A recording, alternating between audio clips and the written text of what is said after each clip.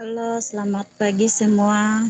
Bapak Ibu, kedengar kayak itu saya punya apa itu orang yang sedang potong rumput itu. Kok tadi suara. Ya ada juga Bu.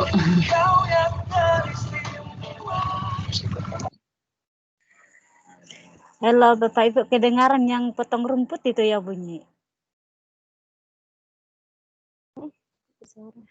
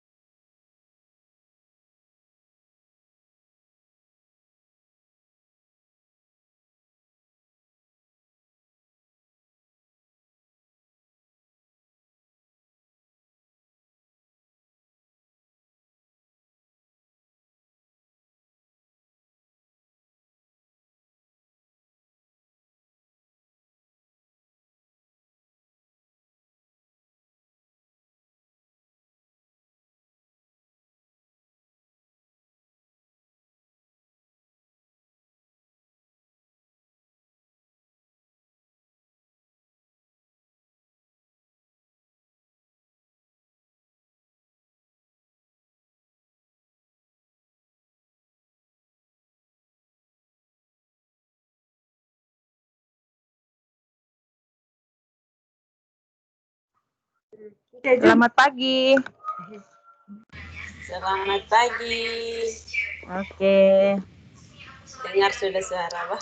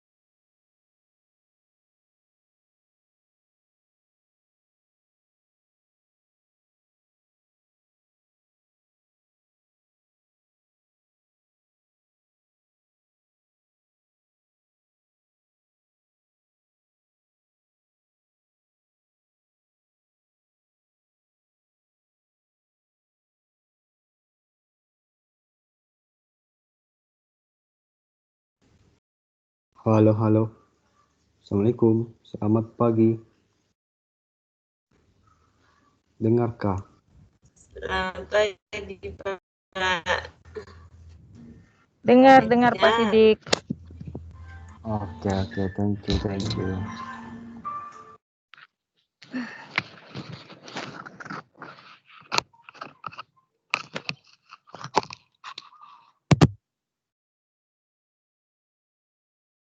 Halo.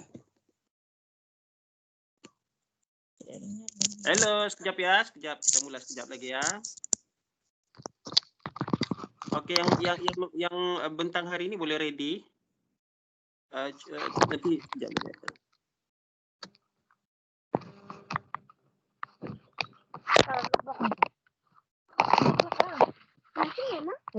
Ada polis tuh. Duduk bang.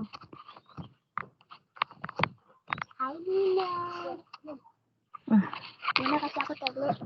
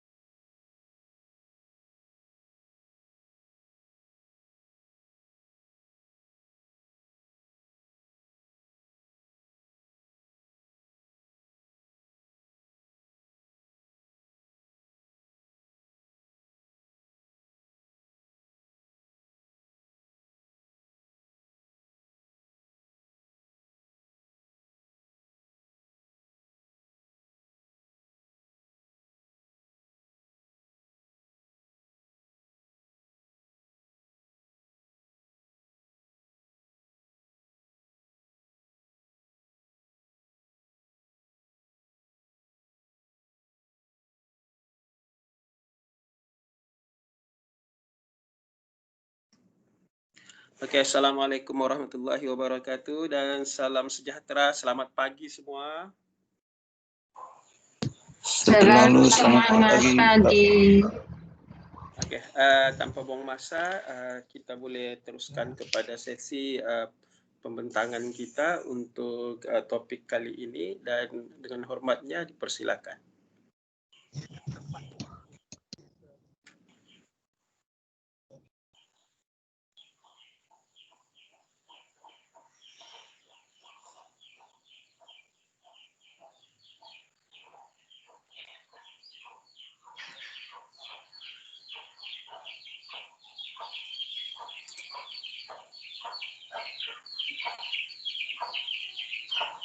Bunyi ayam. Ayam yang bentang.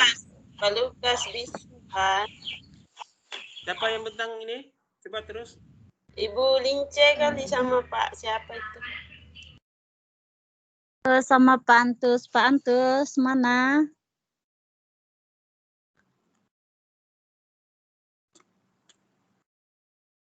Halo, Pak Antus.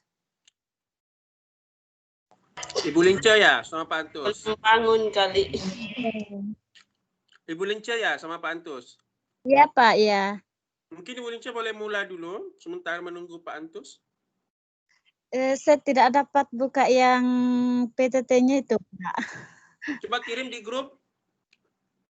Oh, baik Pak, baik.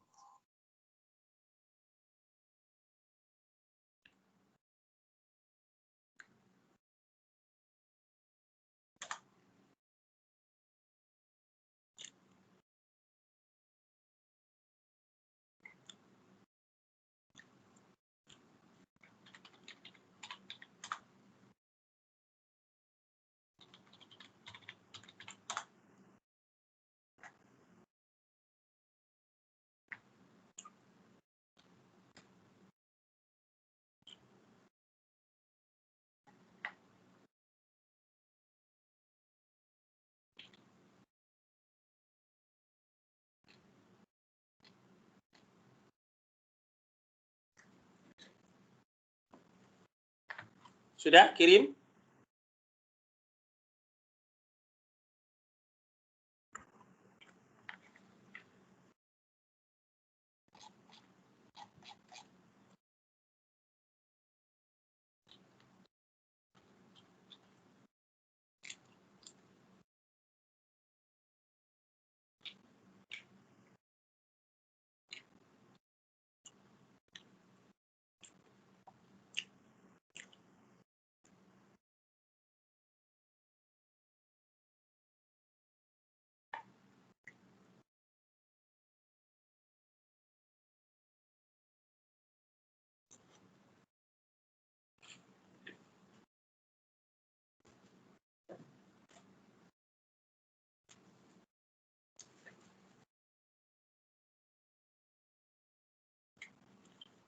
Oh, sudah Pak. Sudah? Ya. Gak ada pun? Oh, ada. Eh? Oke, ada. Siap, Bang. Pak. Biar saya yang share-kan ya.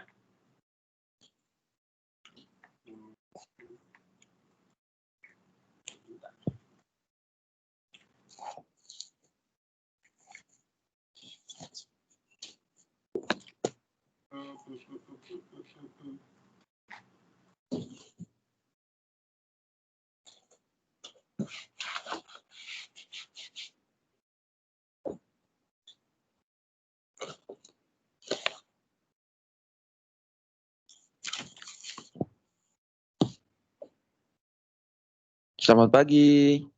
Selamat pagi. Pak Lukas. Pak Lukas Pantus. Pak Antus itu. Oh, iya.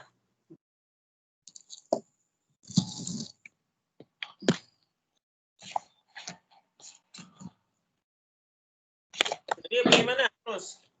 Bisa?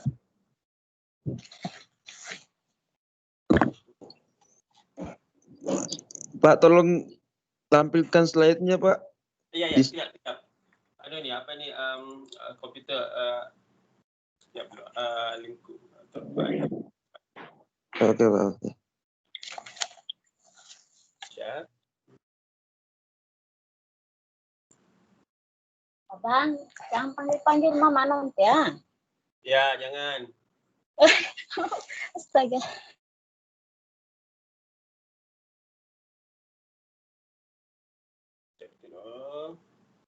Jadi tengah loadingnya. Saya pakai desktop yang satu.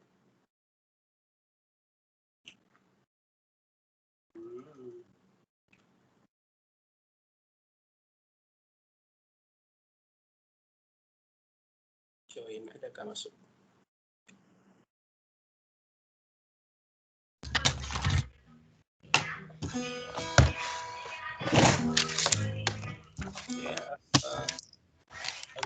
Ya,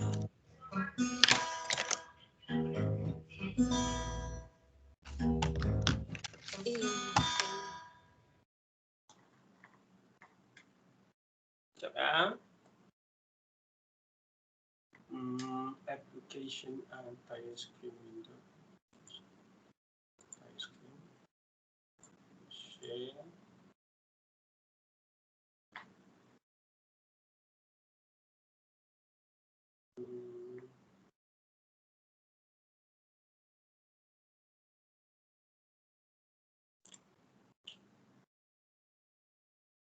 Tiada nampak Tiada muncul pula. Sekejap ya. Iya, tempat saya pun tidak ada, Pak. Sekejap, tengah loading. Oke, oke.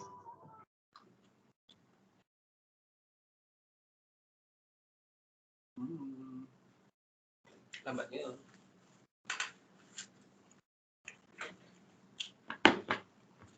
Santai-santai. Oke kan? Sekejap dulu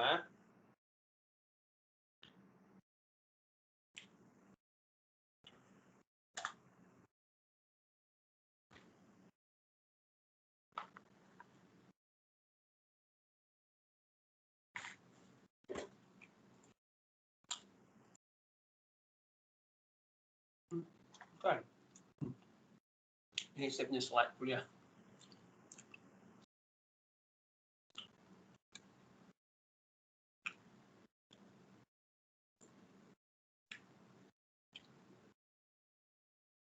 Ya, desktop ni agak anu sikit.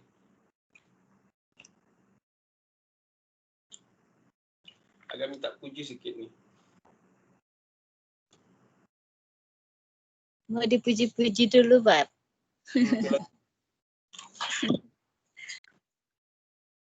Memang agak susah lain, Pak, ini beberapa hari ini. Ya, Selcom ada masalah kalau Selcom memang. Ya, Meskus juga, Pak. Terima kasih. Ya.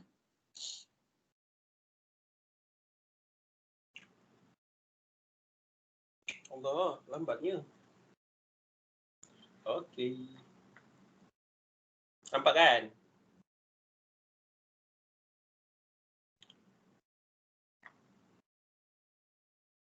Sekejap Sometimes the line is not good.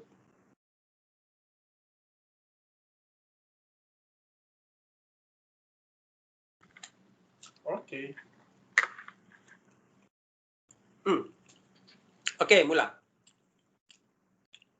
Selamat pagi semua Bapak Ibu. Hari ini kita membentangkan pembelajaran terpadu di SD pada modul 6. Nah, sebelum kita memulai pembelajaran kita atau pembentangan kita hari ini, mari kita berdoa sesuai dengan keyakinan kita masing-masing. Kita berdoa.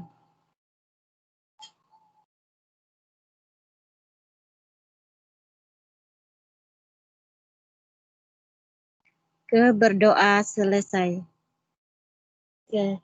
Nah, pembelajaran terpadu di SD yaitu pada modul 6 yaitu praktek pembelajaran terpadu di SD. Oke, lanjut Pak. Oke, nah praktek merancang pembelajaran terpadu di SD ada prosedur kegiatan merancang pembelajaran terpadu untuk praktek dan simulasi. Yaitu menetapkan mata pelajaran yang akan dipadukannya. Misalnya kita ambil 3 mata pelajaran ini yang menjadi kompetensi dasar yang tertuang dalam sudah ada di silabus ya. Oke, yang kedua yaitu menetapkan kompetensi dasar dari 3 mata pelajaran. Inilah mata pelajaran yang kita akan padukan yaitu 3 mata pelajaran. Itu mengembangkan tema yang sesuai, artinya dari tiga mata pelajaran ini yang kita akan kembangkannya. Yang keempat, mengembangkan peta keterampilan antara kompetensi dasar dan tema pemersatu. Yang kelima yaitu penyusunan satuan pembelajaran yang terpadu. Yang pada di nomor 4 itu nanti ada contoh peta konsepnya yang dibawa. Oke, inilah contoh peta jaring-jaring tematik yaitu mengembangkan peta keterhubungan antara kompetensi dasar dan tema pemersatu. Oke, di sini ada lingkungan, ada bahasa Indonesia, matematika, dan IPS. Nah, inilah yang dimaksud dengan memadukan dari 3 mata pelajaran tadi. Oke, lanjut Pak. Oke, ini adalah format rencana pembelajaran terpadu yang mungkin sudah tidak asing ya bagi kita yang mengajar di SD ya. Nah, mata pelajaran ini ada 3, misalnya saya ambil dari mata pelajaran IKN, Bahasa Indonesia, dan IPS. Nah, temanya itu pada tema 1 yaitu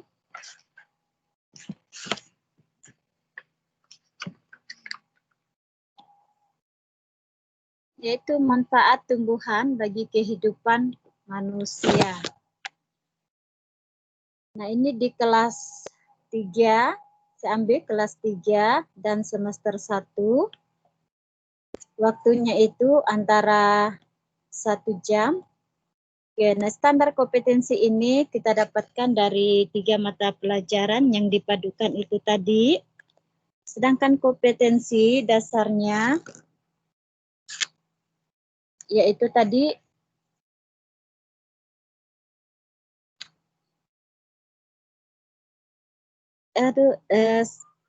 Pak Kair, Pak tidak kedengarkan itu suara potong rumput tuh. Tidak didengar ya. Tidak suara potong rumput, tidak. Syukurlah Pak, karena di sini saya yang kurang dengar ini. Oke. Itu ya. Suruh dia berhenti. Potong tempat lain dulu. Bapak. Oke, itu ada tempat lain ini Pak. Di sini saja depan rumah. Oke, standar kompetensi itu tadi kita ambil dari mata pelajaran tadi ya sudah kompetensi dasarnya, yaitu dari mata pelajaran juga yang kita padukan. Indikatornya itu misalnya kita mengambil dari variabel atau memberikan petunjuk kepada kita untuk pencapaian kompetensi ya pada pelajaran tadi di atas, di mana siswa harus mencapai atau garis-garis besar selama pembelajaran itu berlangsung. Oke, nah pada pokok materi itu yaitu ada tulisan atau teks lisan, yaitu memberikan keteladanan tentang perilaku yang disiplin atau percaya diri, bertanggung jawab, dan cinta damai dan kerjasama. Ya, sedangkan pada media pembelajaran itu atau media sumber belajar itu ya bisa kita lakukan dengan teknik yang dengan buku, alat, dan bahan. Ya, salah satunya dengan misalnya kalau kita ambil dari lukisan burung Garuda Pancasila. Nah, pada metode pembelajaran itu disajikan misalnya ceramah atau diskusi pada murid. Nah, kegiatan belajar ini ada pendahuluan. Nah, pendahuluan ini melakukan pembukaan, misalnya salam dan berdoa. Yang kedua itu memulaikan pembelajaran dengan memeriksa kehadiran siswa, pengajian menjelaskan topik yang akan dibahas, dan memperkenalkan kepada siswa. Dan memberikan contoh. Ya, yang ke-8 yaitu kegiatan evaluasi. Evaluasi ini yang harus disertakan dengan misalnya lembar kerja siswa, yaitu soal tes formatif atau kunci soal atau cara pekerjaan tes, dan lembar evaluasi yaitu proses evaluasi. Oke, lanjut Pak.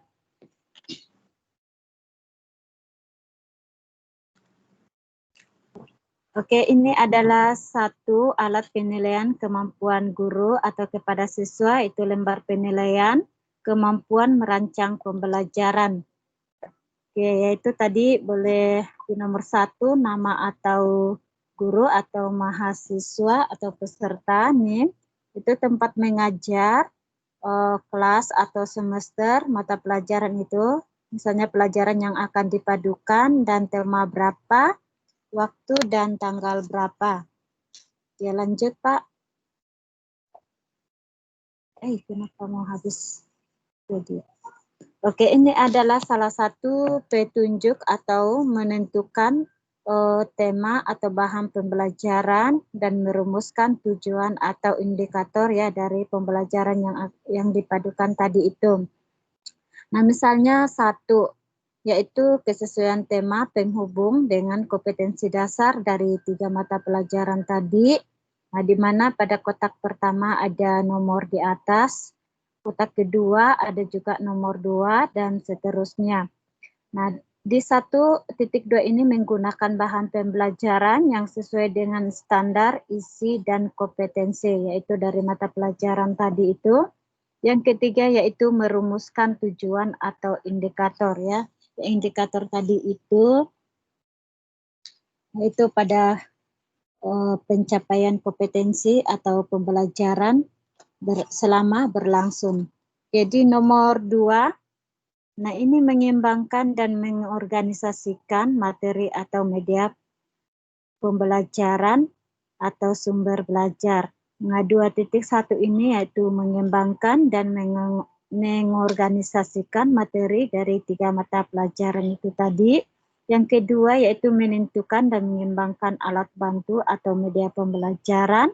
Yang 2.3 itu memilih sumber belajar. Nah, ini ada rata-ratanya atau butirnya itu ada 2, itu berarti mendapatkan B ya.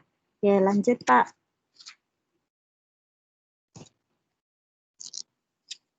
Halo Pak. Oke, yang ketiga ini, ketiga Pak belum. Oke, ketiga yaitu merencanakan skenario kegiatan pembelajaran terpadu. Yaitu 1, menentukan jenis kegiatan pembelajaran terpadu, yaitu kita menentukan jenis apa atau kegiatan apa yang kita lakukan. Yang kedua, menyusun langkah-langkah pembelajaran terpadu. Ya. Yang ketiga, menentukan alokasi waktu pembelajaran terpadu. Dan yang keempat, menentukan cara-cara memotivasi siswa. Oke, ini semua ada di buku guru juga ya. Oke, lanjut Pak. Oke, yang keempat ini merancang pengelolaan kelas ya, yaitu menentukan cara pengorganisasian siswa agar dapat berpartisipasi dalam pembelajaran terpadu. Yaitu tadi pembelajaran terpadu yang 3 itu, mana caranya supaya siswa pun ikut berpartisipasi dalam pembelajaran ini atau merancang pengelolaan. Oke, yang kelima yaitu merencanakan prosedur, jenis, dan menyiapkan alat penilaian, yaitu 1, menentukan prosedur dan jenis penilaian. Yang kedua, membuat alat-alat penilaian dan kunci jawaban. Ya, oke, lanjut Pak. Oke, yang keenam yaitu, yang kecil ya, oke, tampilan dokumen rencana pembelajaran terpadu, yaitu 1, yaitu kebersihan dan kerapian ini dari murid ya. Yang kedua yaitu penggunaan bahasa tulis. Nah, yang ketujuh itu adalah tampilan lembar peta jaring-jaring tematik. Nah, ini adalah kreativitas tampilan peta jaring-jaring tematik. Nah, seperti yang kita sudah bahas tadi, di peta jaring-jaring itu ada bahasa Indonesia, matematika, dan IPS ya. Oke, nah pada penjelasan skala nilai APG 1, lembar penilaian kemampuan merencanakan pembelajaran, yaitu 1, menentukan tema ya. Ini kita menentukan tema dari bahan pembelajaran yang akan dirumuskan tujuannya atau indikatornya. Oke, yang kedua itu mengembangkan dan menghasilkan materi. Nah, materi, media, atau alat bantu yang pembelajaran dan sumber belajar. Oke, yang ketiga itu merencanakan skenario kegiatan pembelajaran yang terpadu.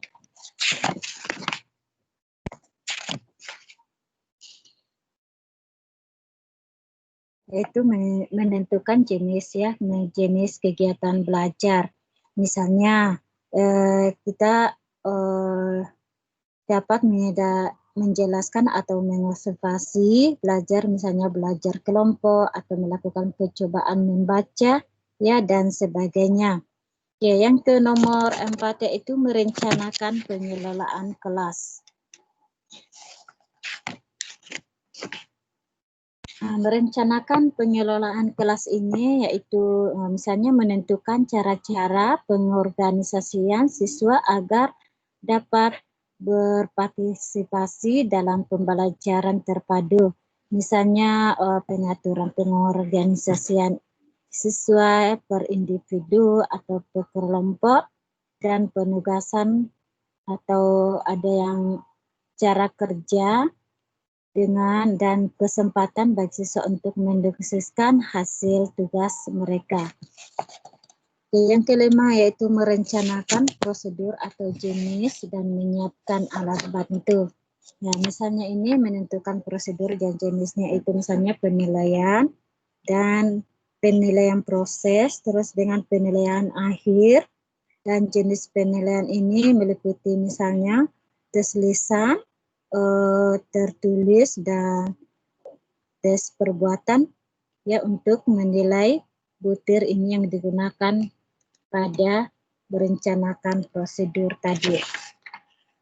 Yang ketujuh yaitu keenam yaitu tampilan dokumen rencana pembelajaran terpadu.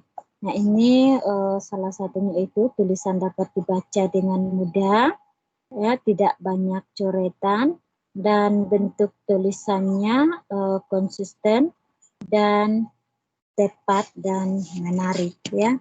Yang ke-7 yaitu tampilan lembar peta jaring-jaring tematik ya, seperti yang tadi di depan itu kita sudah jelaskan ya.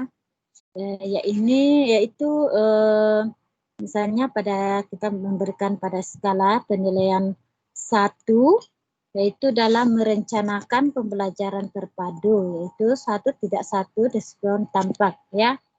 Oke. Oke itu saja yang di KB1. Oke, yang KB2 saya persilakan kepada Pak Antus.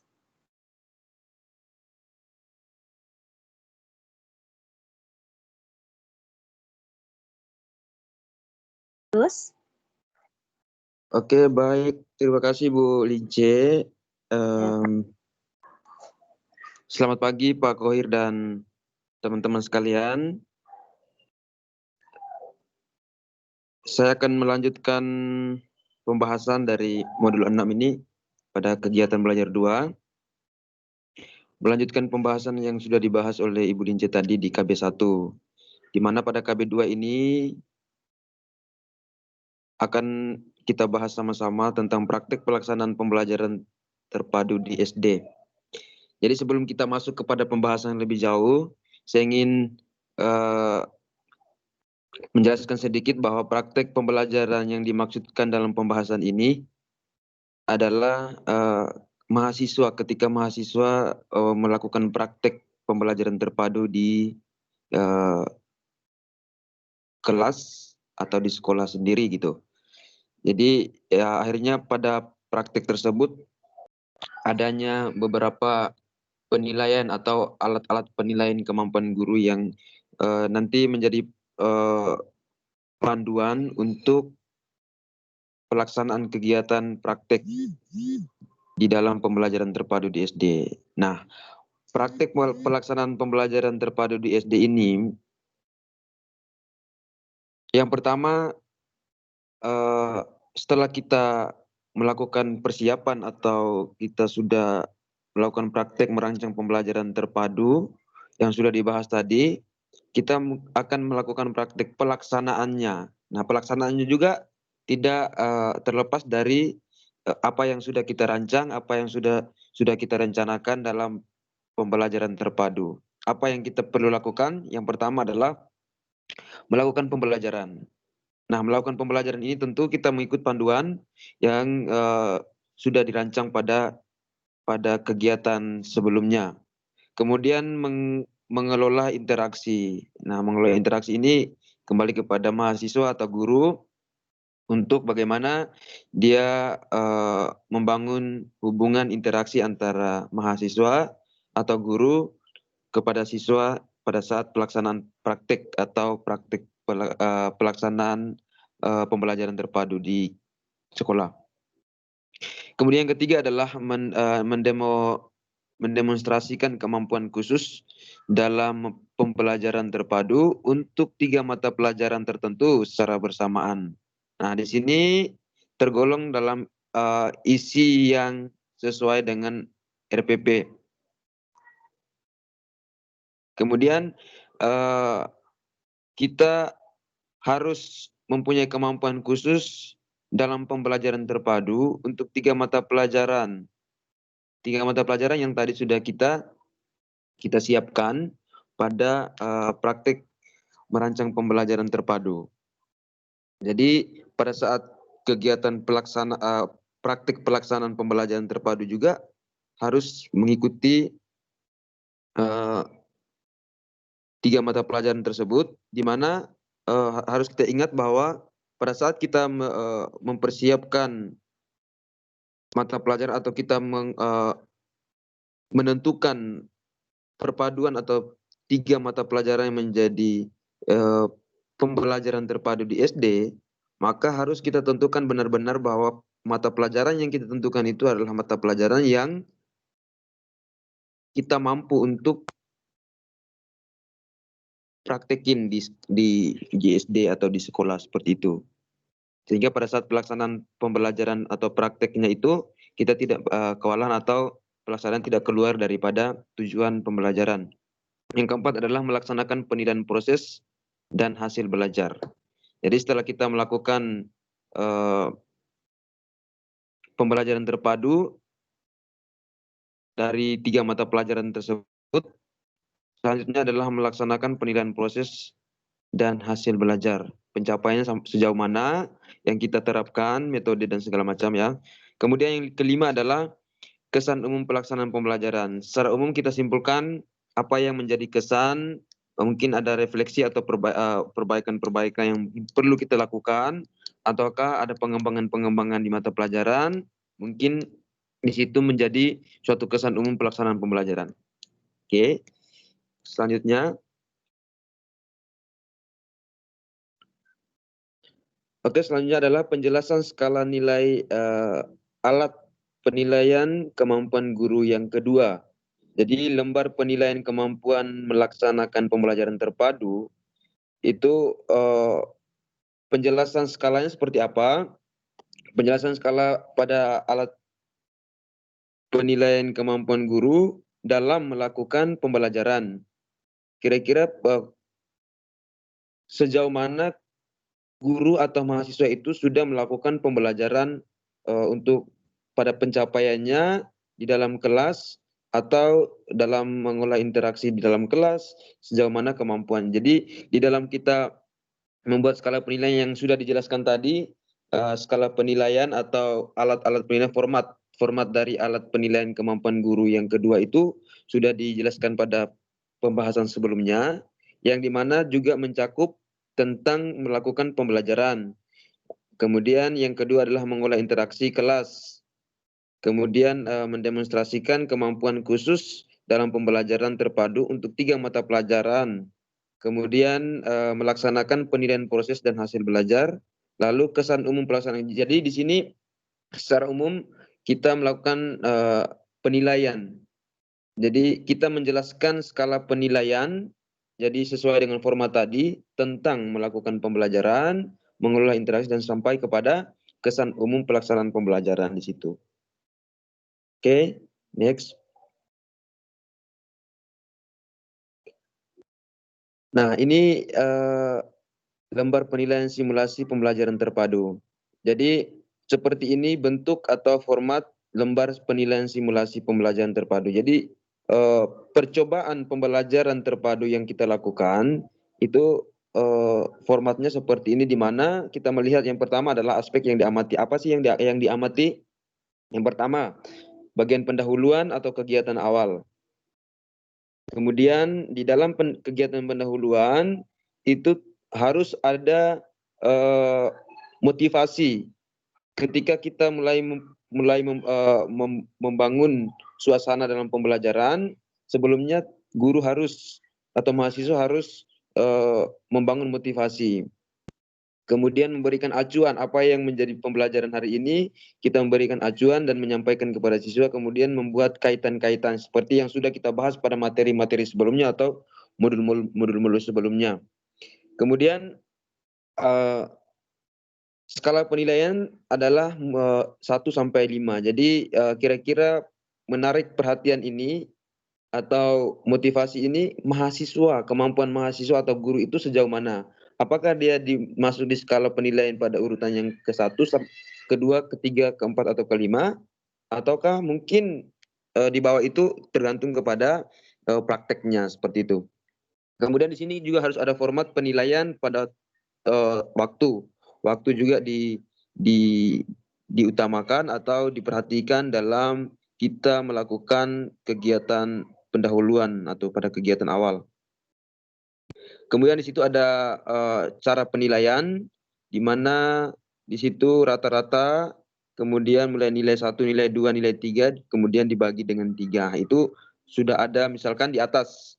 Jadi N1, N2, N3 itu tergantung dari pencapaian yang sudah ada pada skala, misalkan N1-nya 5, N2-nya 4, N3-nya 4, itu kita bagi dengan 3 lagi. Jadi itu adalah rata-rata. Jadi rata-rata daripada pendapatan dalam penilaian tersebut itu adalah kemampuan penilaian atau kita bisa membandingkan pada kegiatan simulasi pembelajaran tersebut.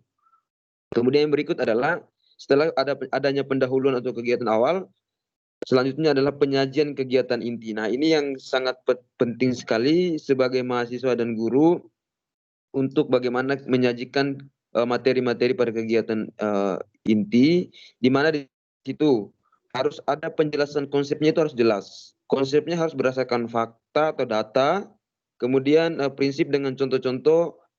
Jangan hanya contoh-contoh saja, tapi harus mengilustrasikan, juga harus mendemonstrasikan kepada siswa dalam praktek kegiatan pembelajaran.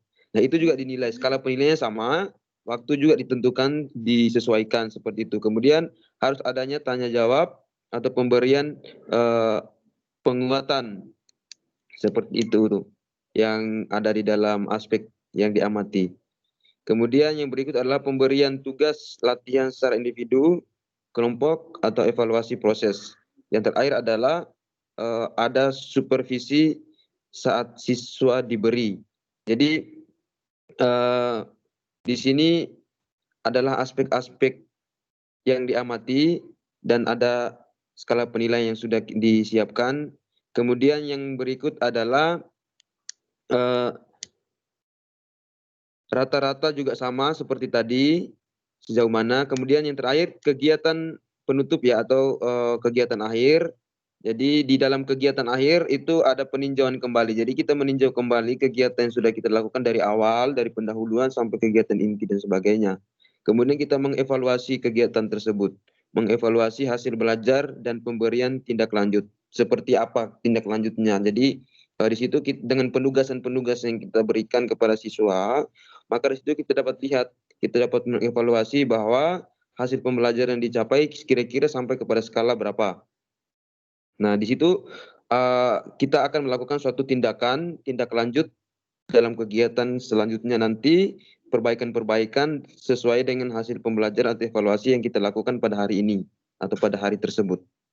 Seperti itu.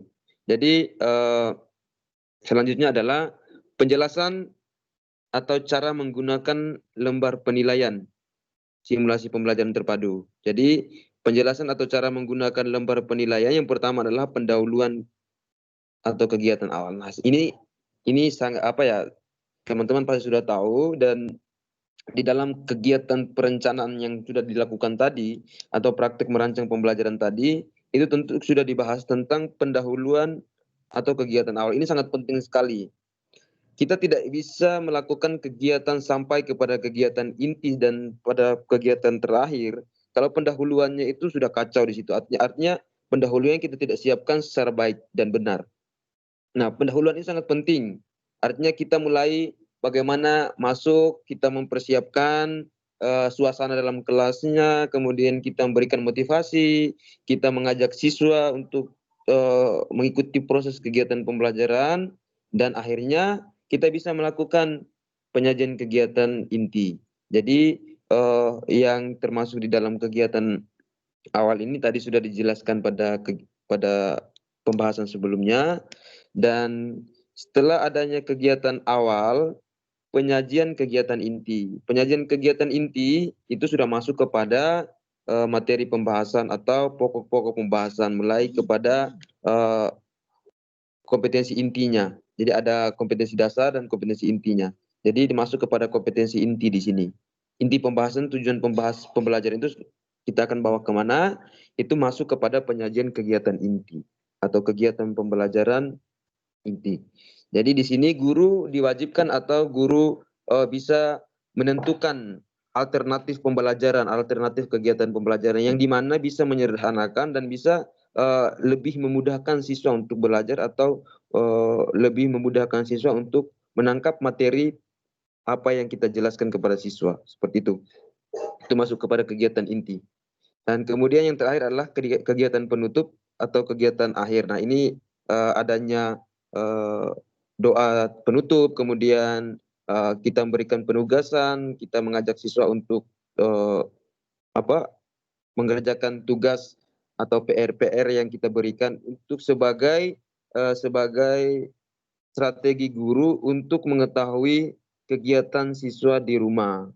Artinya supaya mereka bisa melakukan kegiatan. Karena kalau kita belajar soal materi pembelajaran perpaduan seperti ini, itu tidak terlepas dari hubungan kerjasama antara siswa dan guru, guru siswa dan orang tua. Jadi harus ada perhatian orang tua dalam kegiatan pembelajaran di rumah, sehingga dengan cara seperti apa? Dengan cara penugasan. Jadi penugasan ini kita harus berikan kepada siswa dan keterlibatan orang tua di rumah, seperti itu. Dan kegiatan penutup ini kita memberikan apresiasi dari kegiatan pembelajaran yang sudah dibahas atau sudah disampaikan pada materi-materi sebelumnya. Jadi untuk penugasan diberikan pada kegiatan akhir atau penutup. Nah, kadang guru-guru ini atau teman-teman kita salah dalam pemberian tugas. Sebelum di akhir kegiatan kita sudah memberikan tugas pada penyajian kegiatan inti.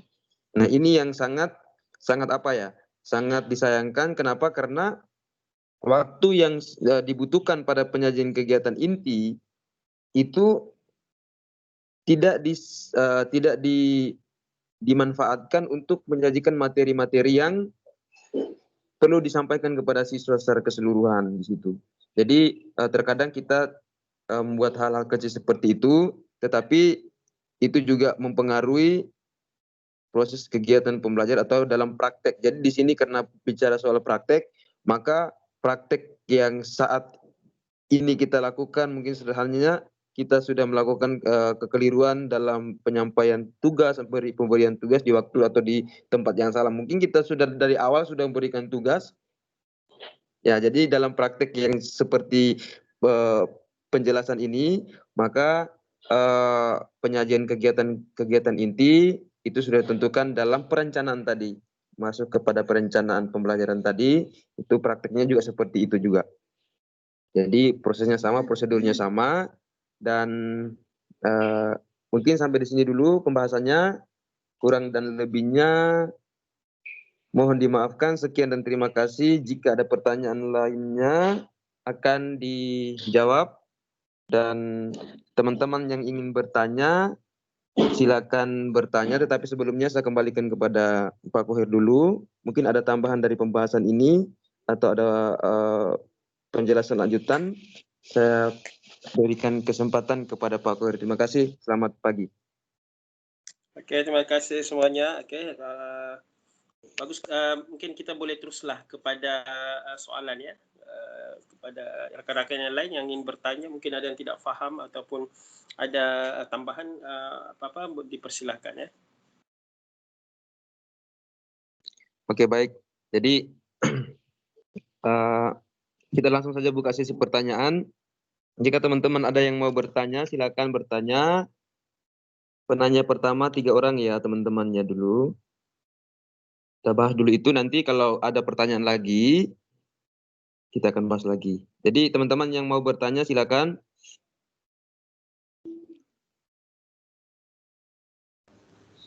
Baik, Pak Antus. Ya. Halo. Ya Pak Sidik, silakan Pak.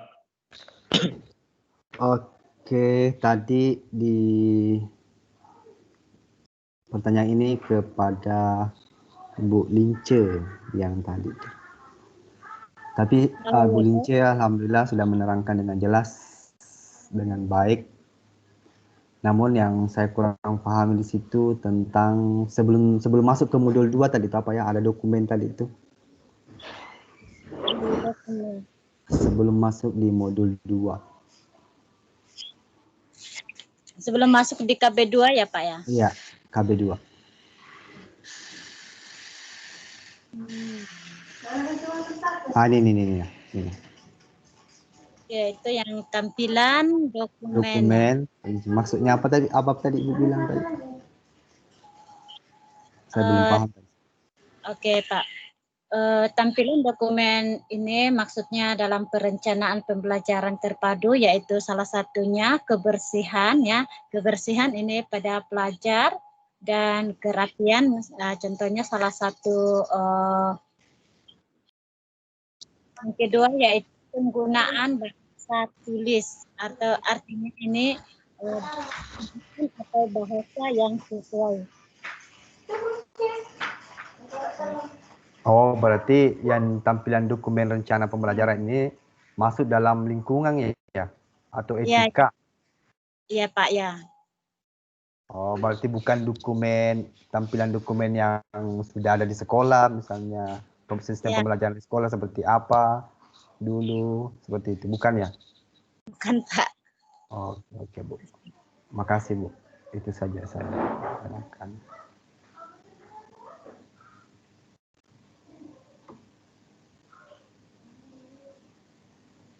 Oke, Bapak Ibu, dua lagi pertanyaan.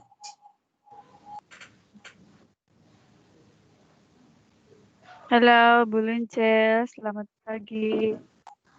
Ya, selamat pagi Bu.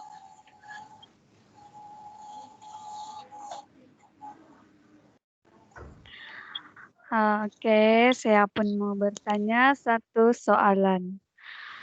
Yang tadi itu yang mengenai penilaian kepada guru, terhadap guru. Alat kemampuan guru. Contohnya kalau di dalam CLC itu gurunya hanya satu orang. Kemudian mau dilakukan alat kemampuan guru. Kemudian siapa yang akan menilai itu Bu, kalau hanya gurunya satu orang saja?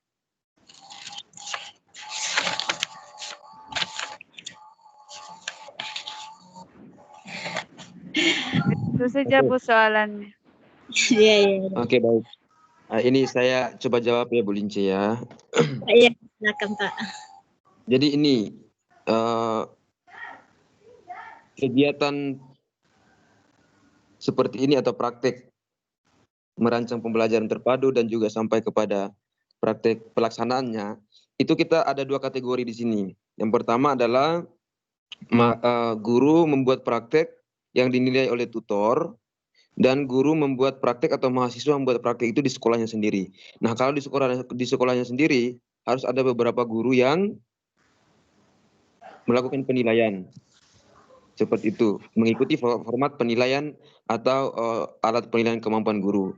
Jadi jika keadaan seperti itu, misalkan hanya seorang guru yang melakukan kegiatan praktek seperti itu, yang nggak bisa dilakukan karena kan dia bagaimana melakukan praktek pelaksanaan kegiatan pembelajaran terpadu dan yang nilai siapa gitu kan. Jadi mungkin memilih untuk praktek dengan tutor atau praktek di hadapan tutor dan teman-teman mahasiswa lainnya, atau ke sekolah, mungkin bisa menghubungi sekolah atau tempat lain yang bisa kita melakukan praktek seperti itu dengan prosedur-prosedur atau cara-cara yang tepat sehingga kita dapat melakukan praktek seperti itu. Jadi tidak hanya pada satu tempat atau kepada sekolah kita sendiri seperti itu Bu Hawa.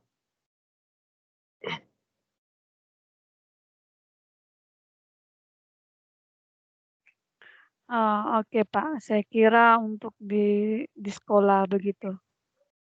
Tapi kalau hanya satu orang, ya tidak perlu kayaknya kali kan Pak? Tidak, artinya bukan tidak perlu. Kalau hanya satu orang bukan tidak perlu, tetapi tidak bisa dan tidak diharuskan kalau satu orang. Karena kan kita melakukan penilaian praktek tentu ada penilaian. Jadi petunjuk-petunjuknya seperti ini tadi. Menentukan tema dan bahan pembelajaran dan merumuskan tujuan indikator. Kemudian kita menghubungkan kompetensi dasar dan mata pelajaran. Nah, ini juga artinya kan kita menentukan petunjuk-petunjuk seperti ini yang akan kita lakukan. Tentu ada penilaiannya. Seperti itu kan. Jadi tentu ada penilaian. Yang nilai siapa? Dan nilai pasti ada guru atau teman guru atau tutor. Nah, kalau mereka tidak ada bagaimana? Ya nggak bisa. Gitu kan? Seperti itu. Jadi kalau tidak bisa, maka kemampuan guru itu kita tidak dapat ketahui kemampuan guru sudah sampai di mana dalam praktek pembelajaran terpadu seperti itu. Jadi supaya kita mengetahui kemampuan guru, pencapaian kemampuan guru dalam praktek pelaksanaan kegiatan pembelajaran terpadu di sekolah atau di SD, maka harus ada penilaian seperti formatnya tadi. Nah, untuk menilai tentu harus ada orang yang menilai, orang lain yang menilai seperti itu. Jadi kalau tidak ada orang lain maka kegiatan praktik itu kita tidak dapat laksanakan atau lakukan dengan baik. Seperti itu.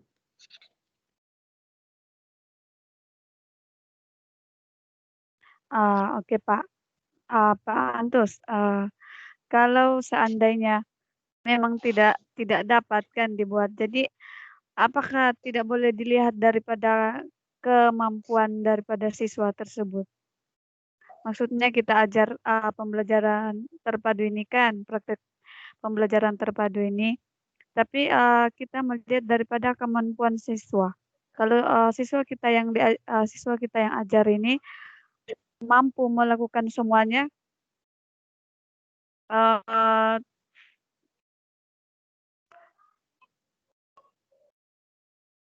Ya. Ya, jadi sebenarnya ini Bu Hawa, sebenarnya sebelum ke sana saya ingin luruskan dulu. Jadi pembahasan yang dibahas hari ini adalah praktek pembelajaran yang dilakukan mahasiswa atau guru kepada siswanya. Seperti itu. Itu dulu ya. Jadi bagaimana orang menilai guru atau seseorang tutor, misalkan tutor menilai guru atau mahasiswa itu melakukan kegiatan pembelajaran terpadu di SD. Sejauh mana kemampuan guru tersebut? Apakah sudah bisa mengimplementasikan kegiatan pembelajaran terpadu di SD? Ataukah belum? Seperti itu. Jadi yang menjadi utama di sini adalah mahasiswa atau guru tersebut. Nah, kalau misalkan kita tidak dapat melakukan ini, tidak dapat melakukan praktek pelaksanaan pembelajaran terpadu di SD, kita tidak bisa tutor atau teman-teman yang lain, dia tidak bisa mengetahui kemampuan kita sejauh mana untuk mengimplementasikan materi pembelajaran terpadu secara keseluruhan kepada siswa nanti. Jadi kita dapat menentukan kemampuan diri kita aja nggak bisa, karena kan kita tidak bisa menilai dari skala-skala penilaian tadi sampai di mana skala penilaian kita atau skala kemampuan kita. Kemudian tutor dan teman-teman yang lain bisa menilai kita untuk bagaimana kita menerapkan pembelajaran terpadu di SD seperti itu. Jadi harus ada penilaian dari tutor atau penilaian dari teman-teman guru dalam kita melakukan praktek pelaksanaan pembelajaran. Jadi sebelum kita mengajar kepada siswa dengan metode atau strategi pembelajaran terpadu ini, maka perlu ada praktek. Makanya tadi praktek apa? Praktek simulasi tadi itu. Sebelum kita turun langsung kepada siswa untuk mengajar dan kategori kita sebagai guru, maka kita harus ada simulasi-simulasi, percobaan pembelajaran mengajar di sekolah seperti itu, Bu Hawa. Jadi penting sekali ya untuk kita melakukan analisis atau guru. Oke Pak, dipahami sudah Pak. Terima kasih Pak, penting sekali itu Pak. Ya, jadi sangat penting sekali.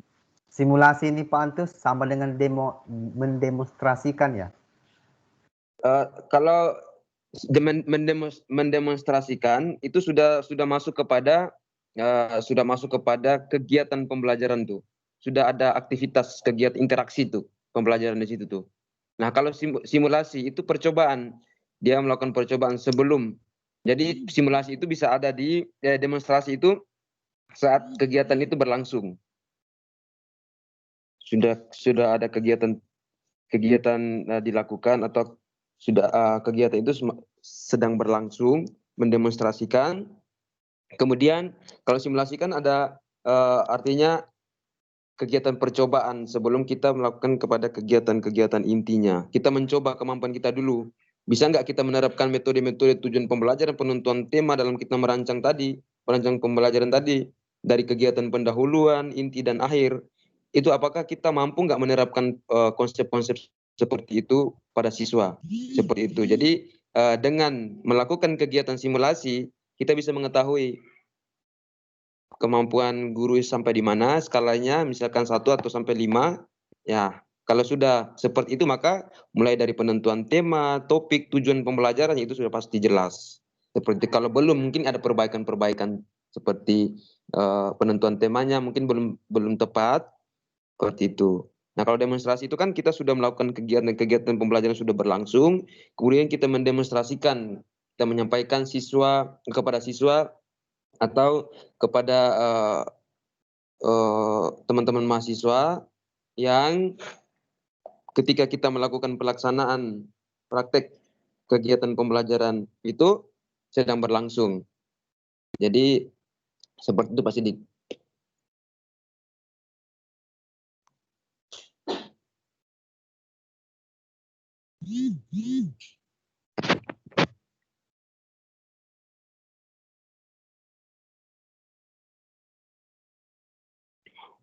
Halo? Siap, makasih Yang Pak. lain mungkin ada. Jadi tadi menurut Pak Antus tuh yang saya tanya ke sama Ibu Lince tentang dokumen seperti itu, seperti pendapat Ibu Lince sama dengan pendapat Pak Antus ya? Atau gimana? Yang mana tadi tuh Pak Sidik? Yang saya tanya ke sama Ibu Lince tentang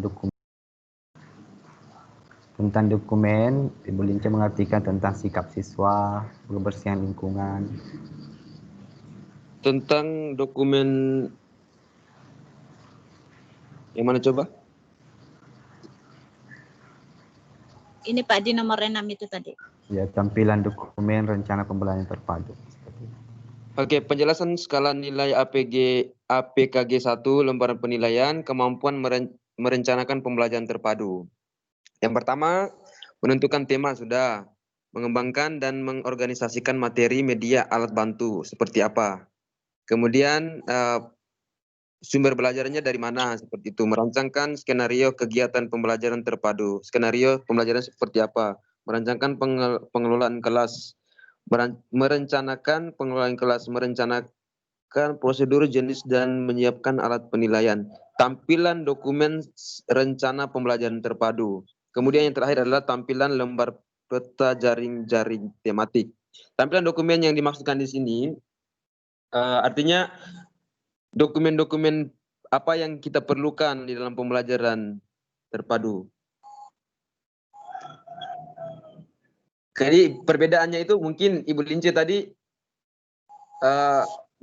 mengartikan dokumentasi ya, dokumen dengan dokumentasi ya. Jadi berbeda ya, dokumentasi dengan dokumen itu beda ya. Iya, Pak. Ibu Lince tadi menerangkan dokumen itu tentang bagaimana anak bersikap di dalam kelas dan memperhatikan kebersihan, pakaian dan rapi seperti itu Pak. Itu yang dimasukkan dengan dokumen.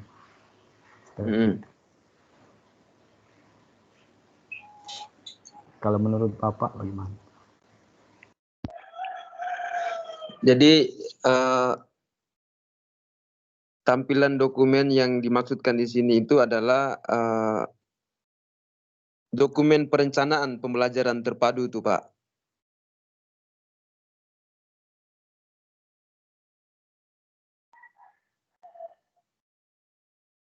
Maksudnya tampilan dokumen, mungkin dokumen yang sudah ada di sekolah bisa kita masukkan dalam rencana pembelajaran seperti itu ya Pak.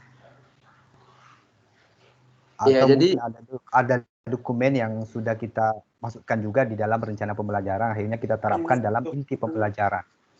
Begitu ya. Merencana. misalkan tampilan dokumen itu artinya dalam apa namanya rencana pembelajaran itu kan.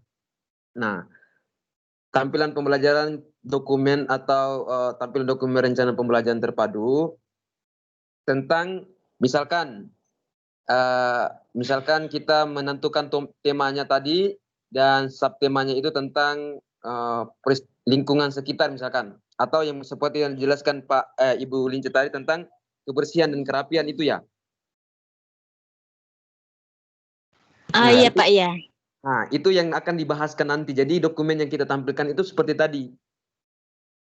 Kebersihan dan kerapian misalkan. Contoh kita ambil di tadi ya di kebersihan dan kerapian saja ya. Jadi bukan berarti dokumen dokumentasi misalkan foto-foto kegiatan pembelajaran itu bukan seperti itu maksudnya. Yang dimasukkan tampilan dokumen rencana pembelajaran di sini misalkan kita menentukan temanya tadi tentang kebersihan dan kerapian. Kemudian kita menggunakan bahasa atau tulisan kalimat-kalimat yang jelas. Nah, di situ kira-kira penilaian sejauh mana seperti itu. Nah, setelah itu baru kita melakukan tampilan lembar peta jaring-jaring tematik. Jadi itu masuk kepada penilaian tuh. Masuk kepada penilaian. Kira-kira kita menilai misalkan bagian tampilan dokumen rencana pembelajaran terpadunya tentang kebersihan. Jadi misalkan 1.2 atau 2.1 seperti itu kegiatan tentang kebersihan dan kerapian. Nilainya sampai berapa gitu penilaiannya. Itu masuk di tampilan dokumen. Jadi bukan kita menampilkan dokumentasi yang ada di kelas atau di ruangan di sekolah untuk disajikan kepada siswa, bukan seperti itu. Jadi dokumen rencana pembelajaran terpadu ini yang dimaksudkan dalam penjelasan atau yang masuk kepada skala nilai APKG 1 ini yang juga merupakan masuk di dalam lembar penilaian kemampuan merencanakan pembelajaran, maka tampilan dokumen seperti tadi tuh, tampilan dokumen yang kebersihan dan kerapian tadi itu nilainya sampai berapa, misalnya rata-rata sampai berapa seperti itu. Mungkin kurang lebih seperti itu. Oke, makasih Pak. Berarti memang dokumen ini memang bisa diganti Kak ya. Soalnya kalau misalnya terbaca dokumen yang mau tulisan yang akan didokumentasikan atau dokumen yang sudah ada kita tampilkan di depan seperti itu. Nah, ini kembali kepada pengertian kata dari pengertian kata dokumen saja sebenarnya itu. Jadi intinya di sini penggunaan kata ini kan universal ya dokumen sebenarnya ini. Jadi kembali kepada urutan di atas itu. Kira-kira kaitannya dokumen yang dimaksudkan di sini itu berkaitan dengan apa seperti itu. Jadi supaya kita bisa artikan, jangan kita artikan sebagai dokumentasi atau tampilan-tampilan gambar yang kita sajikan pada materi pembelajaran, ya kan seperti itu. Jadi kan tidak masuk tuh. Karena kan yang di atas yang pertama menentukan tema bahan pembelajaran itu skala penilaian, lembar penilaiannya tadi tentang kemampuan merencanakan. Nah, kemampuan merencanakan yang pertama menentukan temanya, kemudian mengembangkannya, merencanakan skenario, merencanakan pengelolaan kelas, merencanakan prosedur, tampilan dokumen. Nah, tampilan dokumen yang di sini dimaksudkan adalah seperti tadi tentang kebersihan dan kerapian misalkan, pembahasan seperti itu. Ya kan? Kemudian penggunaan bahasa dan tulisan, bahan tulis atau bahasa dan sebagainya di situ kira-kira nilainya sampai berapa? Itu masuk kepada apa ya? Kalau kita lihat di di RPP itu atau bagian dari perbaikan pembelajaran itu masuk ke siklus berapa ya? Siklus 1 kalau dalam praktik tuh. Itu masuk ke nanti masuk ke semester 8 atau semester 7 itu pembahasan materi seperti ini. Nah, di situ mungkin kita akan tahu. Karena di situ nanti akan adanya penyusunan RPP itu. Penyusunan RPP perbaikan itu masuk kepada siklus 1, siklus 2 dan sebagainya itu. Nah, itu mungkin di dalam penyusunan PTK-nya tuh. Itu akan masuk nanti di sini. Oke Pak, makasih Pak penjelasannya. Oke, next. Come on. Siapa lagi? Semangat sedikit, Mbak. Sudah mau selesai juga. Pak, saya ada pertanyaan sedikit saja, bukan pertanyaan, meminta pendapat Bapak tentang merencanakan pembelajaran terpadu ya.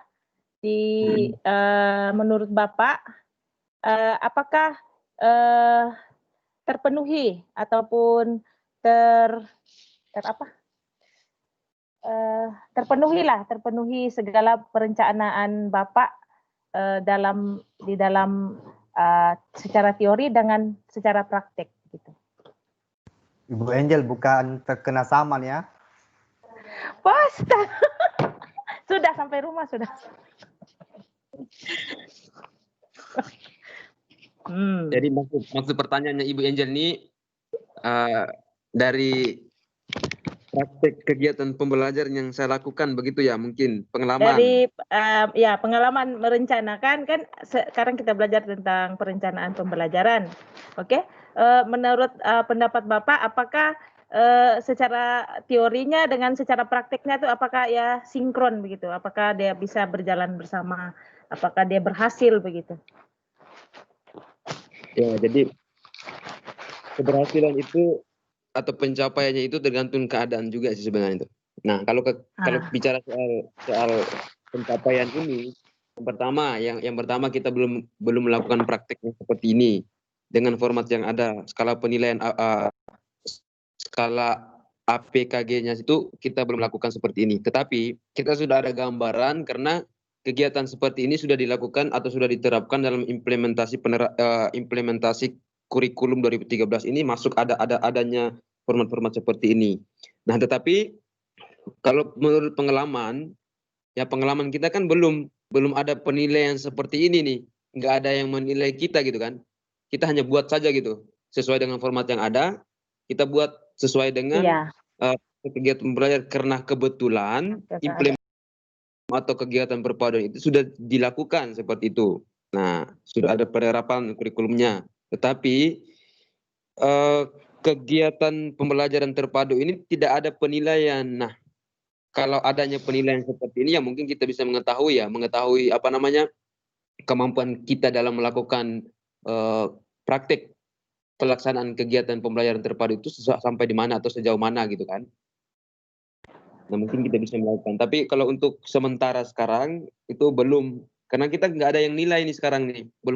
Kita belum melakukan praktek yang ada penilaian seperti ini gitu kan. Nah, kalau melakukan praktek yang secara teorinya, praktek secara keseharian yang kita lakukan di sekolah itu sudah pernah, dan mungkin teman-teman yang lain juga sering melakukan itu. Tetapi format penilaian khusus terhadap pelaksanaan kegiatan yang dilakukan oleh guru tersebut atau mahasiswa tersebut itu belum ada. Nah, ini mungkin akan ada semester 8 kalau saya tidak salah, atau pada saat semester terakhir itu akan ada ini nih. Karena itu masuk kepada, kalau menurut pemahaman saya dari pengalaman teman-teman yang sudah selesai, itu saya lihat ada nih, format penilaian seperti ini ada.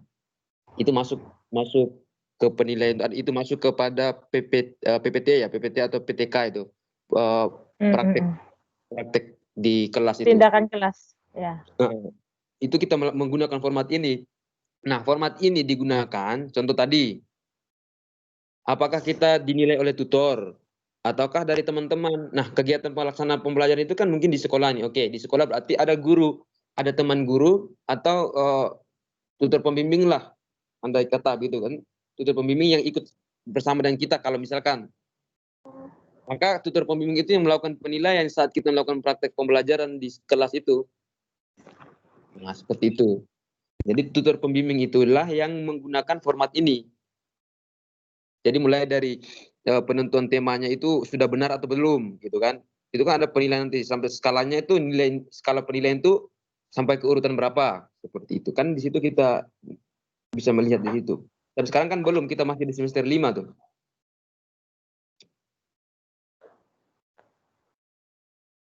Oke, Pak.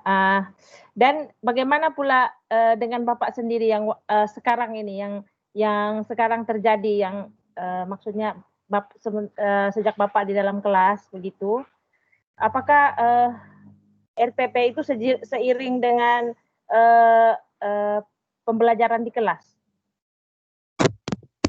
Ya, jadi kalau kita melakukan kegiatan pembelajaran di kelas itu harus apa namanya? Harus berdasarkan RPP. Seperti itu. Jadi harus seiring.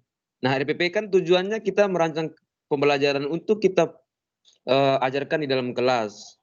Jadi kalau sejauh ini saya menerapkan sesuai RPP yang saya susun berdasarkan keadaan, artinya menyesuaikan keadaan. Jadi kalau untuk sepenuhnya yang mengikuti RPP yang seharusnya, itu saya pikir nggak bisa karena keadaan tidak memungkinkan. Seperti itu. Jadi menyusun RPP, tapi itu juga masuk ke dalam kategori RPP, rancangan pembelajaran. Nah, hanya penyesuaian dengan keadaan saja. Karena kan kita yang di sini kan berbeda itu dengan di Indonesia seperti itu. Jadi RPP kalau kita harus satu panduan RPP dari kementerian, ya nggak bisa kalau menurut saya tuh. Karena kan kita di sini beda tuh. Mungkin dari medianya, media pembelajaran, kemudian mulai dari kita melakukan kegiatan pembelajaran itu ada kendala-kendala atau ada faktor-faktor tertentu yang menghambat seperti itu. Jadi contoh seperti yang saya lakukan, satu, misalkan kita belajar tematik. Tematik itu kan ada perpaduan 3 mata pelajaran atau 2 mata pelajaran di dalamnya.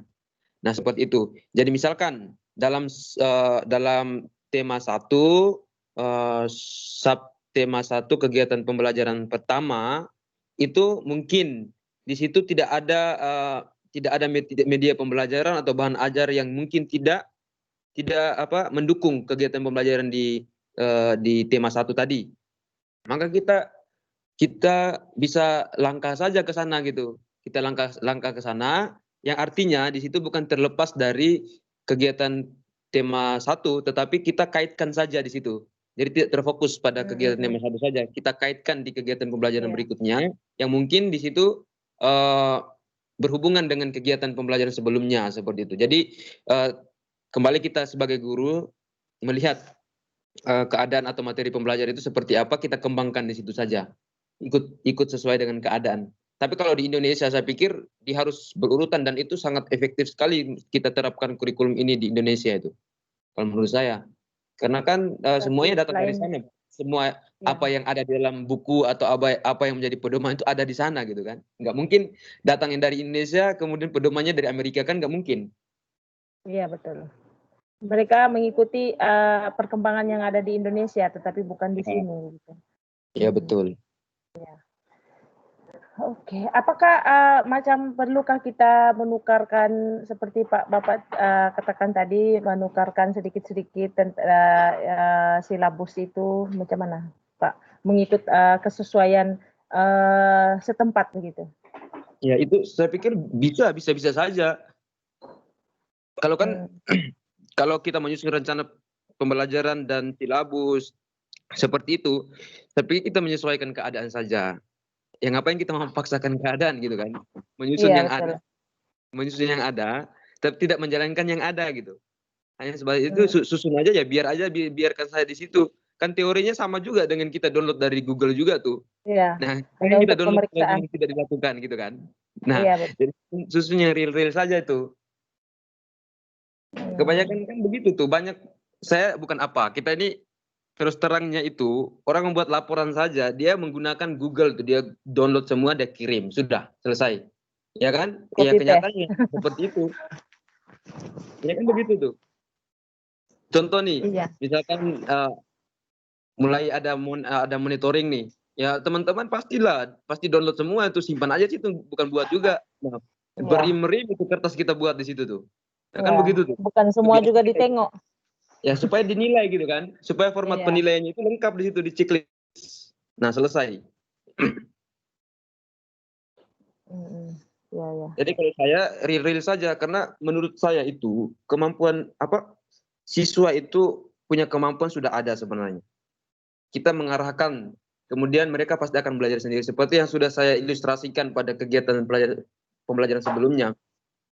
Itu bahwa orang yang dulu dikategorikan sebagai siswa yang belum pintar di dalam kelas, kemudian dia menjadi pengusaha besar di hari tuanya atau menjadi presiden mungkin, ya kan? Bisa saja. Padahal dulunya di dalam kelas kita harus mengajak dia harus ikut RPP semua, harus belajar sesuai dengan ini ya. Kalau tidak nilaimu jatuh ya. Orangnya dia kemampuannya bukan di situ gimana?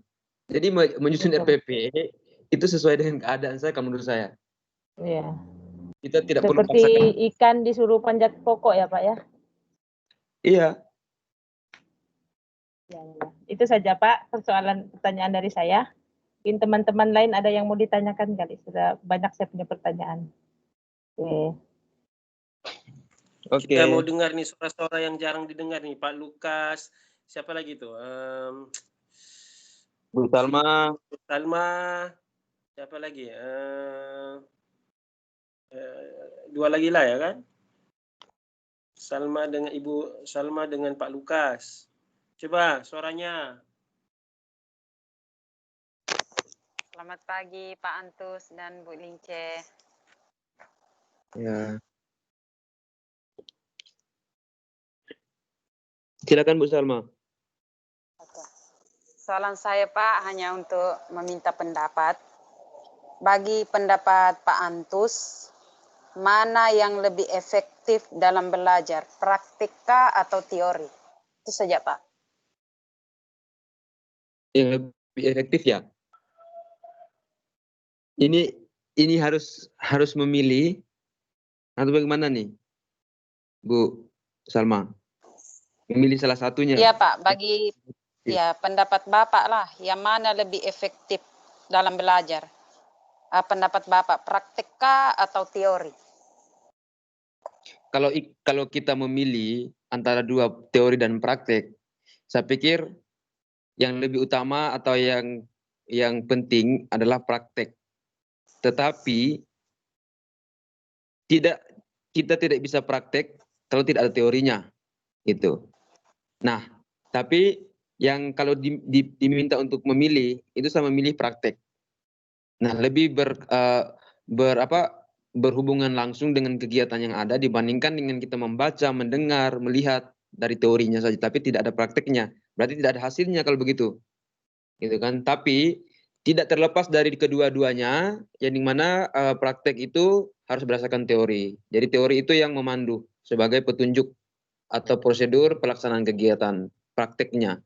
Jadi kalau kita tidak ada teorinya, kita nggak tahu apa yang harus kita lakukan. Jadi prakteknya nggak bisa seperti itu, Bu Salma.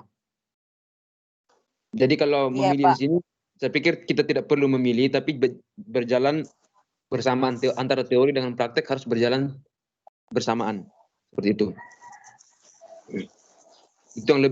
Itu yang lebih efektifnya itu seperti itu. Tapi kalau memilih ya saya memilih praktek saja dulu ya. Karena sama juga, contoh misal kita belajar komputer nih, kita belajar tentang Microsoft dan sebagainya, Microsoft Word dan sebagainya, belajar tentang teorinya, tapi kita nggak bisa ngetik di situ di keyboard, itu nggak bisa juga. Sama halnya seperti itu. Kita hanya tahu saja, tetapi tidak bisa melakukan.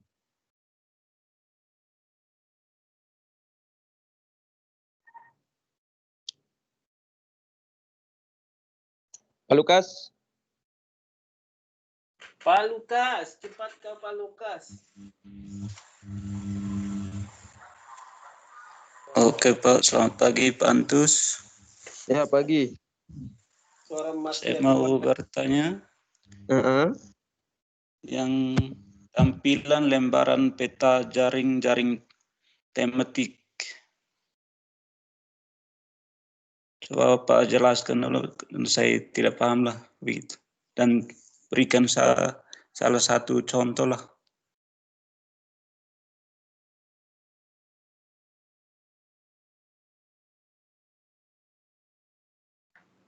Halo? Dengar. Ya, bagaimana Pak Lukas apa itu tadi? Sorry. Coba Pak Antus jelaskan yang tadi tampilan lembar peta jaring-jaring tematik dan berikan satu contoh. Oke. Peta jaring tematik ya yang dijelaskan tadi. Nah, sekarang sebelum saya menjawab, saya mau tanya dulu Pak Lukas. Oke. Pak Lukas, tahu nggak apa itu peta? Kalau peta itu macam kita buat pembelajaran, kita buat petakan. Yang pertama apa begitulah begitu. Tapi yang selanjutnya macam mana Pak? Jadi peta itu menurut Bapak apa? Yang Bapak pahami tentang peta dengan jaringan. Sehingga nanti saat saya menjelaskan ke sana, Bapak langsung nangkap gitu kan. Tapi kalau Bapak sudah tidak bisa mengetahui tentang peta dan jaringan, ya susah kita menjelaskan. Jadi Bapak saya tanyakan dulu tuh tadi.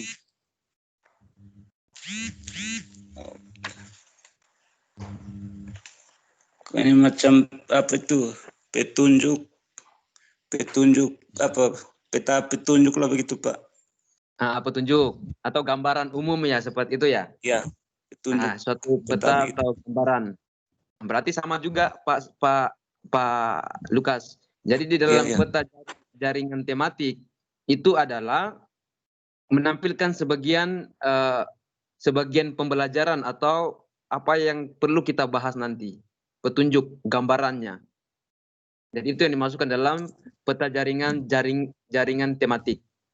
Jadi sebagai gambaran ya, sebagai gambaran untuk kita menampilkan pembelajaran atau sebagian pembelajaran saja yang kita tampilkan di dalam jaringan atau pada peta jaringan tematik seperti itu.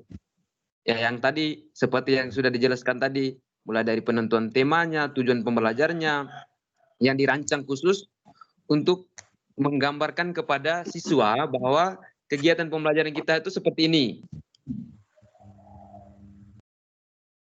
Dengan kita memiliki tema khusus, kemudian kita menanyakan tentang jenis-jenis pembelajaran kepada siswa, menjelaskannya, kemudian memberikan kaitan-kaitan dalam pembelajaran. Itu petunjuk atau sebagai gambaran. Oke Pak. Seperti itu Pak Lukas. Oke, terima kasih Pak Antus. Ya. Jadi contohnya tuh seperti petunjuk atau gambaran tentang mata pelajaran apa. Yang dari tiga mata pelajaran itu misalkan kita membuat satu gambaran, itu masuk dalam peta jaringan tematik. Dari 3 perpaduan mata pelajaran tadi, kita membuat gambaran dari 3 mata pelajaran itu yang nanti akan berhubungan dalam pembahasannya atau masuk kepada kegiatan inti, alternatif kegiatan tadi. Nah, sebelum itu kita buat petanya, peta tematik atau peta jaringan tematik tadi, yang dimana kita membuat gambaran secara khusus dari tema-tema yang akan kita bahas kepada siswa. Itu contohnya seperti itu, Pak. Oke Pak, terima kasih.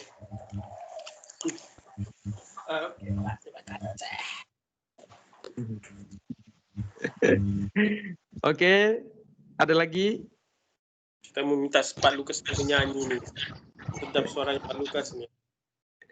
Ya Pak, mesti nyanyi dulu Pak Lukas. Oke, ada Tidak lagi. banyak menyanyi, Pak. Kalau Pak Antus lah baru menyanyi. Saya Pak Antus. Oke. Bu Dorce, Pak. Iya, ya. Oke, Bu Dorce. Ibu Dorce namanya Dorce atau Dorce? Dorce. Dorce. DOR, Bapak. DOR. Dor saja. Dorce. Oh, Dorce, bukan Dorce. Bukan. Terus Ibu Dorce. Oke, ini tadi Pak Antus sudah seperti yang tadi si Pak Lukas tanyakan tentang jaring-jaring. Nah, dalam penggabungan 3 mata pelajaran itu, misalnya kita ambil matematika, bahasa Indonesia, dan IPS. Nah, yang pertanyaan saya di sini, dalam 3 mata pelajaran itu, kita menentukan satu tema, apakah masing-masing punya tema tersendiri dan apakah ada hubungannya di antara 3 mata pelajaran itu? Maksudnya temanya itu misalnya bahasa Indonesia ada hubungannya dalam pembahasan dalam IPS, ada hubungannya dengan dalam pembahasan matematika. Gitu, Pak. Maksudnya ada keterhubungannya atau beda-beda dia punya tema? Maksudnya dalam setiap mata pelajaran itu temanya ada hubungannya dengan mata pelajaran yang lain atau bagaimana? Karena dalam masa yang sama kita mempraktekkan begitu. Itu yang saya kurang paham di situ, Pak. Oke, baik.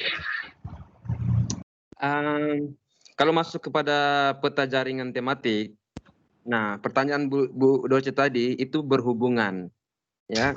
Jadi berhubungan di mana dari 3 mata pelajaran yang sudah kita tentukan tadi, makanya tadi dibahas dan dijelaskan bahwa dalam praktek itu harus sesuai dengan perencanaan tadi. Perencanaan mulai dari temanya, mata pelajarannya, kita menyimpan 3 mata pelajaran misalkan. Nah, 3 mata pelajaran itu kita harus simpan, kita tentukan yang sesuai kemampuan guru atau yang bisa dijelaskan, bisa dipaparkan, disajikan materinya. Nah, pertanyaan ada hubungannya nggak? Pasti ada hubungan. Itu gimana? Hubungannya di tema.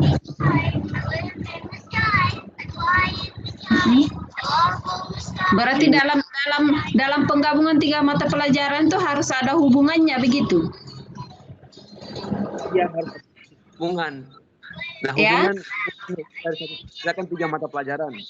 3 mata pelajaran itu dia hanya satu tema saja, tetapi berhubungan dengan 3 mata pelajaran. Oh, oke. Itu yang saya mau tanyakan. Setiap mata pelajaran itu dalam satu tema itu beda dalam subtemanya. Berbedanya di subtemanya. Berbedanya lagi di bagian kompetensi dasar dan kompetensi inti atau indikatornya. Itu beda. Oh, jadi, berbeda di situlah. Berbeda di situ. PKN misalkan, PKN indikatornya apa, kompetensi dasarnya apa saja. Berbeda dengan bahasa Indonesia, misalkan. Dengan bahasa masih di dalam satu tema. Oke. Jadi dalam pembuatan RPP-nya itu bagaimana itu, Pak? Harus berpisah atau bergabung? RPP itu kan temanya satu saja tuh. Oke. Contoh misalkan temanya tentang peristiwa alam gitu kan. Iya. Kemudian bagian kompetensi dasarnya itu satu. Kompetensi dasar pelajaran bahasa Indonesia apa sih itu? IPA apa? PN apa? Nah, itu masing-masing kompetensi dasarnya tuh. Indikatornya juga berbeda-beda. Tetapi disusun dalam satu tema pelajaran. Nah, begitu. Satu tema. Iya. Oke. Terima kasih, Pak. Itu ya yang kurang aku paham. Ini pasti akan jelasnya di semester 8 pada siklus 1 itu. Kalau menurut saya. Ya maksudnya kan supaya kita ada bayangan sedikit lah kan. Jadi seperti itu. Kita menyusun itu temanya satu, kemudian subtemanya dan pembelajarannya. Yang berbeda di sini adalah kompetensi dasar dengan indikator. Setiap mata pelajaran itu kompetensi dasar dengan indikatornya beda. Kenapa? Karena masing-masing punya kode. Kode berbeda itu. Kode KD dengan KI-nya itu berbeda-beda setiap mata pelajaran. Oh, berarti maksudnya satu tema saja, tapi nanti di kompetensi dengan indikatornya saja yang berbeda lah. Ya, dalam satu tema. Iya, oke. Paham sudah. Terima kasih. Ya. Saya kasih satu contoh. Tema 3 tentang tugas sebagai umat beragama. Sebagai umat beragama. Pembelajaran 6.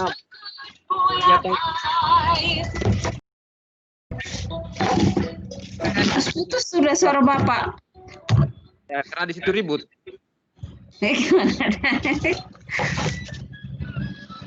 Nah, terus ribut dulu. Oke, jadi misalkan nih tema 3. Jadi penyusunan pertama dari atas ya, dari atas itu mulai dari temanya berapa, kemudian kelas berapa, tema berapa, pembelajaran ke berapa. Kan itu urutannya tuh. Kemudian misalkan tema 3 tema 3 tugasku sehari-hari. Contoh ya. Kemudian subtema 3 baru tugasku sebagai umat beragama misalkan. Nah, pembelajaran 6 membahas tentang 2 mata pelajaran misalkan mata pelajaran PKN dan bahasa Indonesia. Kompetensi dasar di PKN itu berbeda dengan kompetensi dasar di bahasa Indonesia. Indikator juga berbeda. Misalkan di PKN kompetensi dasarnya tentang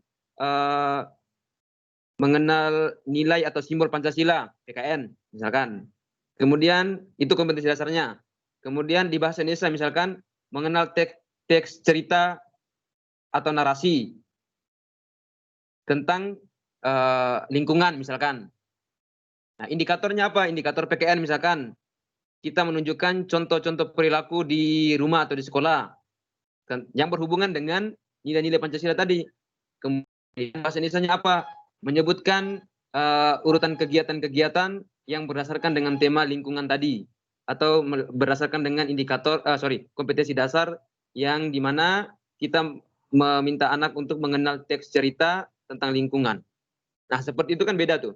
Tetapi 2 mata pelajaran yang bergabungan dengan satu tema. Dalam satu tema ada 2 mata pelajaran. Kemudian dalam subtema dari tema tersebut dijabarkan lagi menjadi kegiatan pembelajaran keberapa. Misalkan pembelajaran ke-1 atau ke-2. Lalu menentukan kompetensi dasar berdasarkan kode mata pelajarannya dan indikator. Juga seperti itu. Bu Dorce. Nah, itu yang dimaksudkan tadi pertanyaan Pak Lukas. Itu masuk ke mana? Masuk ke peta jaringan tematik. Dalam peta jaringan tematik, itu seperti tadi, penyusunan seperti tadi. Nah, itu masuk kepada peta jaringan tematik tuh. Jadi di situ Pak Lukas juga bisa mengetahui ketika mau menyusun RPP-nya seperti apa, ya seperti itu. Jadi gambaran tematiknya itu seperti tadi saya jelaskan. Nah, jadi pertanyaan Pak Lukas tadi tentang jaringan tematik, peta jaringan tematik seperti apa, itu jawabannya, dan juga sekaligus dengan pertanyaan Ibu Dorce. Begitu. Oke Pak, makasih. Next.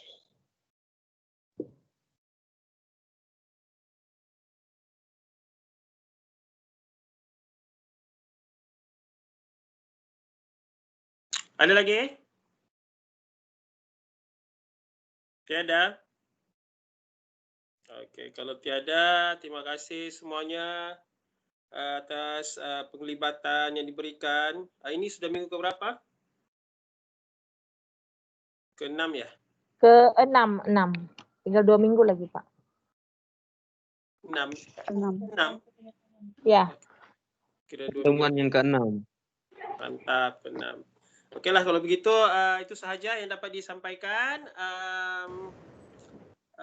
Kita akan jumpa minggu depan. Dari saya, Assalamualaikum dan selamat pagi. Selamat pagi. Oke. Selamat pagi. Pagi. Oke, terima kasih teman-teman yang sudah bertanya dan partisipasi. Kami di pembahasan pada modul yang ke-6 ini, jika ada kekurangan kami mohon maaf karena kami tahu dan sadar bahwa kelebihan itu ada di teman-teman sekalian. Semoga menjadi pelengkap buat kami. Terima kasih, selamat pagi. Selalu semangat pagi. Terima kasih. Bye-bye.